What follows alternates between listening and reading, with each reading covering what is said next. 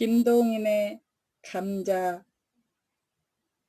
싸움, 간통, 살인, 도둑, 구걸, 징역, 이 세상의 모든 비극과 활극의 근원지인 칠성문박 빈민굴로 오기 전까지는 복녀의 부처는 농민이었었다. 복녀는 원래 가난은 하나마 정직한 농가에서 규칙 있게 자라난 처녀였었다. 이전 선비의 엄한 규율은 농민으로 떨어지자부터 없어졌다.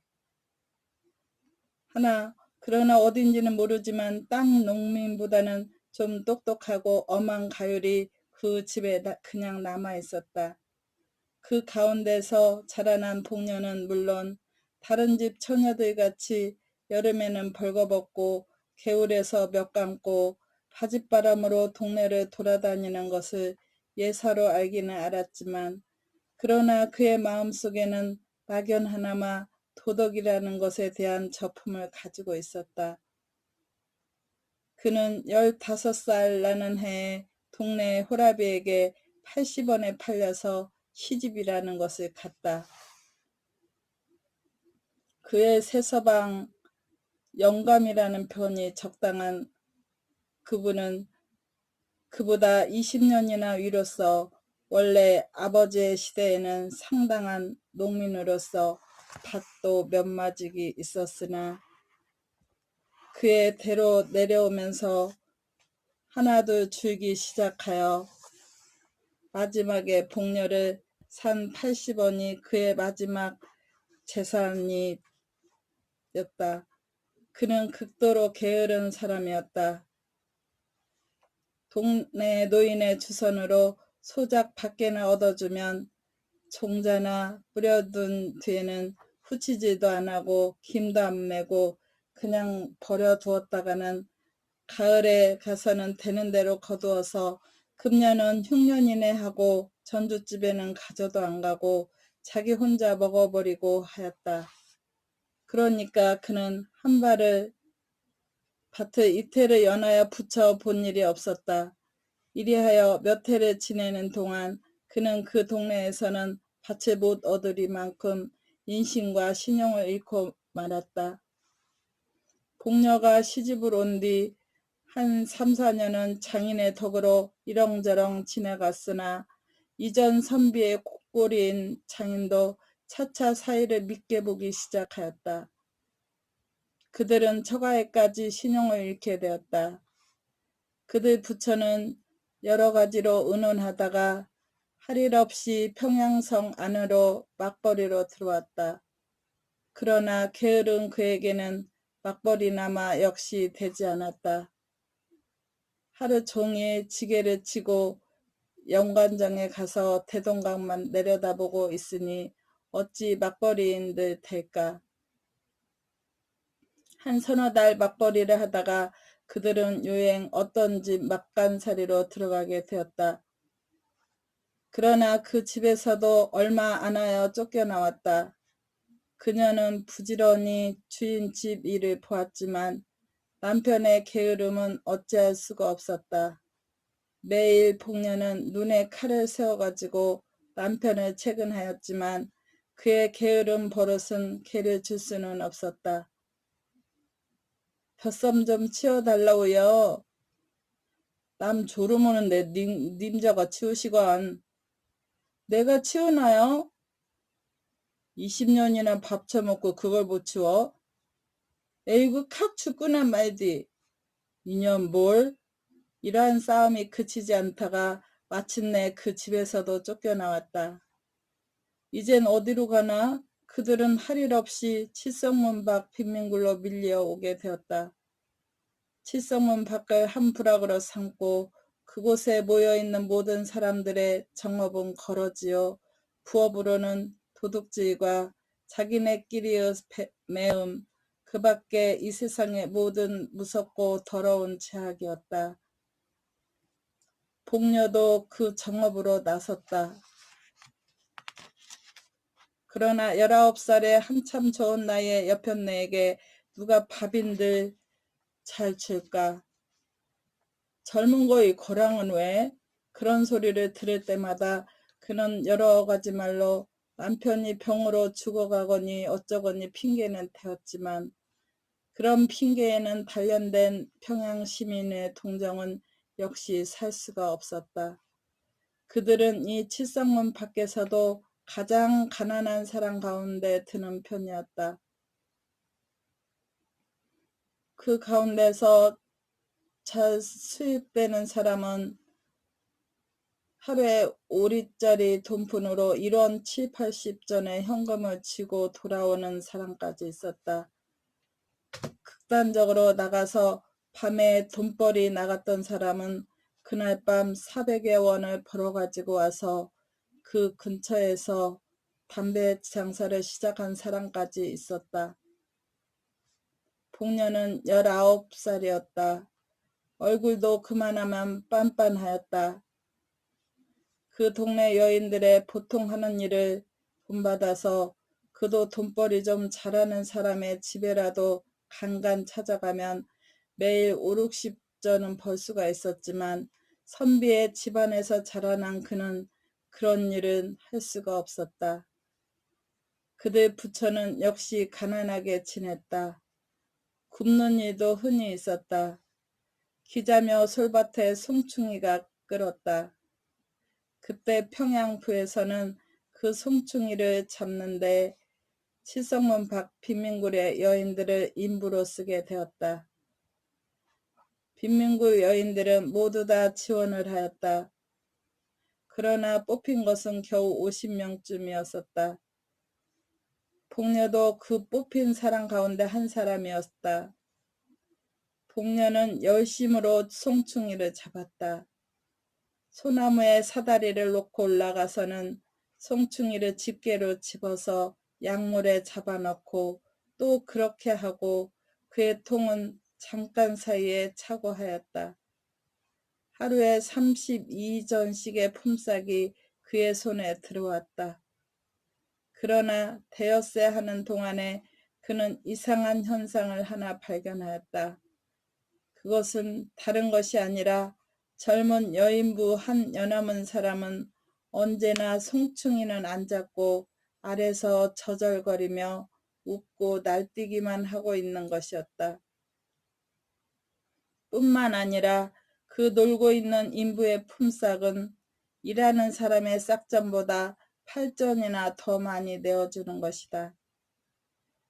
감독은 한 사람뿐이었는데 감독도 그들의 놀고 있는 것을 묵인할 뿐 아니라 때때로는 자기까지 섞여서 놀고 있었다. 어떤 날 송충이를 잡다가 점심때가 되어서 나무에서 내려와서 점심을 먹고 다시 올라가려 할 때에 감독이 그를 찾았다. 복래, 얘 복래, 왜 부릅니까? 그는 약통과 집게를 놓고 뒤로 돌아섰다. 좀 오너라. 그는 말없이 감독 앞에 갔다. 얘 너 뒤 좀 가보자. 뭘 하래요? 글쎄 가디요. 형님. 그는 돌아서면서 인부들 모여있는 대로 고함쳤다. 형님도 값세다 그려. 싫다 얘. 둘이서 재미나게 가는데 내가 무슨 맛에 가겠니? 복녀는 얼굴이 새빨갛게 되면서 감독에게로 돌아섰다. 가보자. 감독은 저편으로 갔다. 복녀는 머리를 수그리고 따라갔다. 복래 좋겠구나. 뒤에서 이런 조롱소리가 들렸다. 복녀의 숙인 얼굴은 더욱 빨갛게 되었다. 그날부터 복녀도 일 안하고 품삯 많이 받는 인부의 한 사람으로 되었다. 복녀의 도덕관 내지 인생관은 그때부터 변하였다. 그는 아직껏 딴 사내와 관계를 한다는 것을 생각하여 본 일도 없었다. 그것은 사람의 일이 아니요 짐승이 하는 것쯤으로만 알고 있었다. 혹은 그런 일을 하면 탁 죽어지는지도 모를 일로 알았다. 그러나 이런 이상한 일이 어디 있을까? 사람인 자기도 그런 일을 한 것을 보면 그것은 결코 사람으로 못할 일이 아니었었다.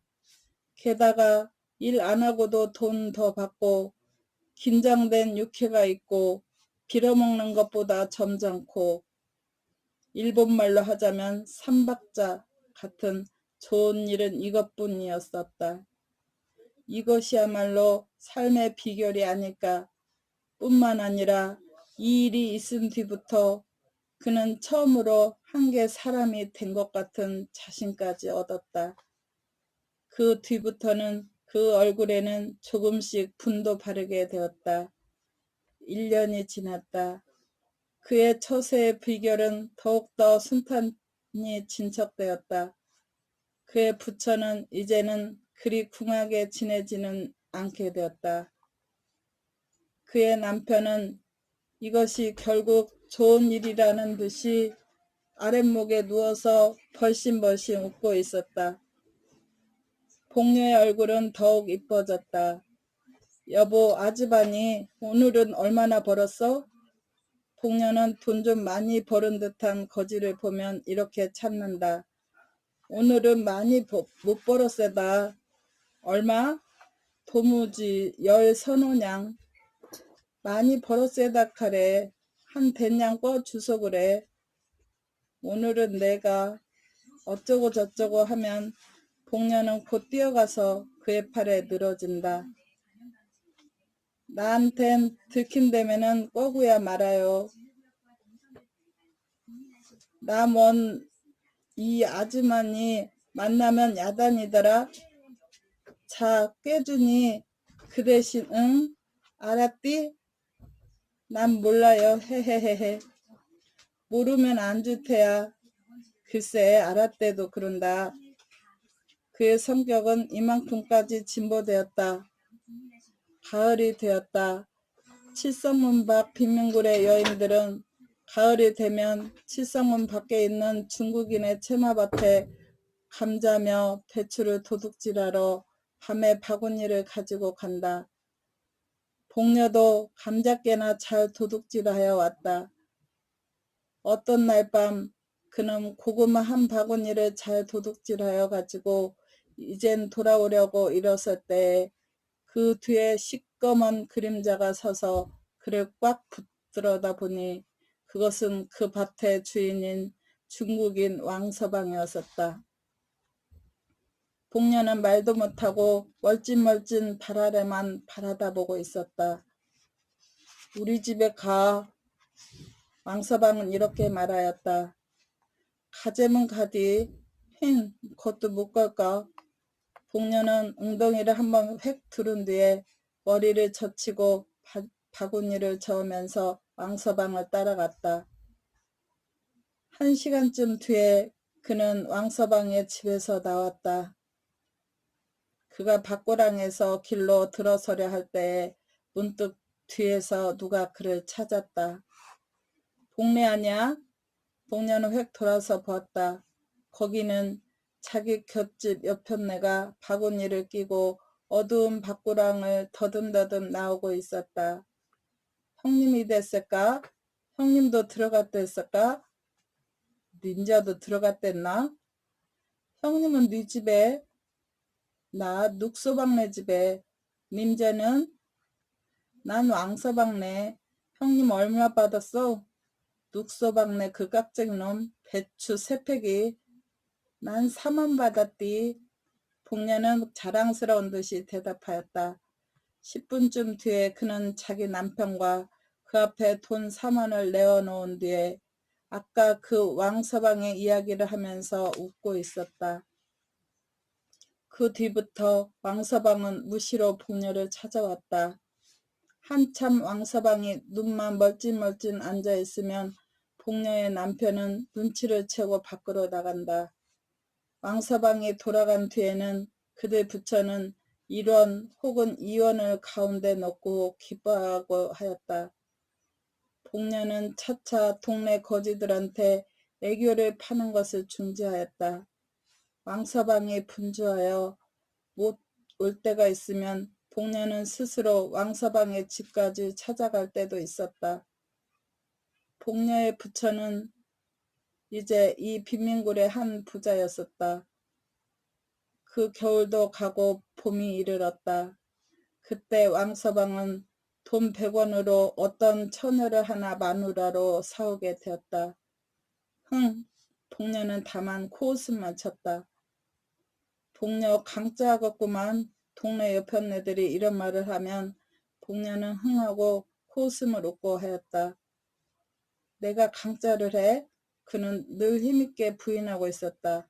그러나 그의 마음에 생기는 검은 그림자는 어찌할 수가 없었다. 이놈 왕서방 내 두고 보자. 왕서방이 색시를 데려오는 날에 가까웠다. 왕서방은 아직껏 자랑하던 길다란 머리를 깎았다. 동시에 그것은 새색시의 의견이라는 소문이 퍼졌다. 복녀는 역시 코웃음만 쳤다. 마침내 색시가 오는 날에 이르렀다. 칠부 단장의 사인교를 탄 색시가 칠성문 밖 채마밭 가운데 있는 왕서방의 집에 이르렀다. 밤이 깊도록 왕서방의 집에는 중국인들이 모여서 벼란 악기를 뜯으며 벼랑곡조로 노래하며 야단하였다. 복녀는 집 모퉁이에 숨어 서서 눈에 살기를 띠고 방 안의 동정을 듣고 있었다. 다만 중국인들이 새벽 2시쯤 하여 돌아가는 것을 보면서 복녀는 왕서방의 집안에 들어갔다. 복녀 얼굴에는 분이 하얗게 발려 있었다. 신랑 신부는 놀라서 그를 쳐다보았다. 그것을 무서운 눈으로 흘겨보면서 그는 왕서방에게 가서 팔을 잡고 늘어졌다. 그 입에서는 이상한 웃음이 흘렀다. 자, 우리 집으로 가요. 왕서방은 아무 말도 못하였다. 눈만 정처 없이 두룩두룩 하였다. 복녀는 다시 한번 왕서방을 흔들었다. 자, 어서. 우리 오늘 밤 일이 있어 못 가. 이른 밤중에 무슨 일? 그래도 우리 일이. 복녀 입에 아직껏 떠돌던 이상한 웃음은 문득 없어졌다. 이까짓것? 그는 발을 들어서 치장한 신부의 머리를 찼다. 자, 가자우 가자우. 왕서방은 와들와들 떨었다. 왕서방은 복녀의 손을 뿌리쳤다. 복녀는 쓰러졌다. 그러나 곧 다시 일어섰다.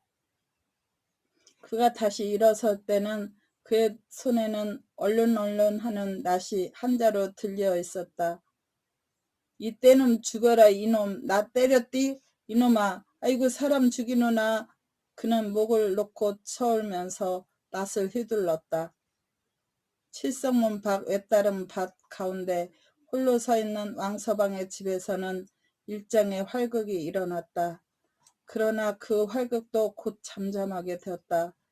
복녀의 손에 들려있던 낫은 어느덧 왕서방의 손으로 넘어가고 복녀는 목으로 피를 쏟으면서 그 자리에 꼬꾸라져 있었다. 복녀의 송장은 사흘이 지나도록 무덤으로 못 갔다. 왕서방은 몇 번을 복녀의 남편을 찾아갔다. 복녀의 남편도 때때로 왕서방을 찾아갔다. 둘의 사이에는 무슨 교섭하는 일이 있었다. 사흘이 지났다. 밤중 복녀의 시체는 왕서방의 집에서 남편의 집으로 옮겼다. 그리고 시체는 세 사람이 둘러앉았다. 한 사람은 복녀의 남편, 한 사람은 왕서방, 또 한 사람은 어떤 한방의사. 왕서방은 말없이 돈주머니를 꺼내어 10원짜리 지폐 석 장을 복녀의 남편에게 주었다. 한방의사의 손에도 10원짜리 2장이 갔다. 이튿날 복녀는 뇌결로 죽었다는 한방의의 진단으로 공동묘지로 가져갔다.